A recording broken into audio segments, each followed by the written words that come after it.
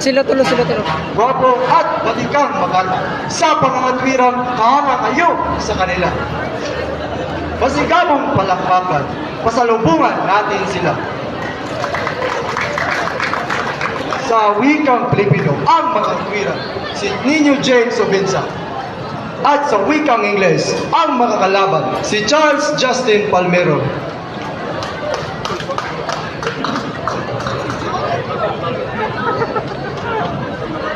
Sa puso at diwa, ako'y Pilipino. Magandang Pilipinas, ito ang bayan ko.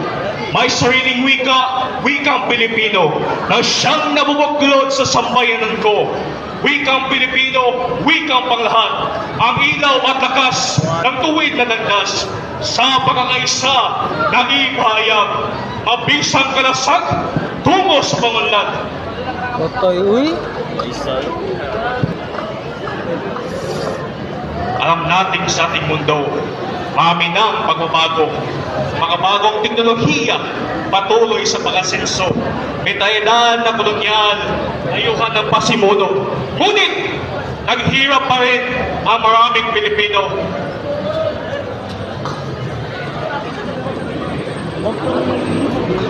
Sir ng wikas namin, itong ating pagkatao, matibay na pundasyon ng ating pagka-Pilipino, isang wikang kinagisnan, minanapa sinuno, harapan alagaan, itaguyod ng lumago.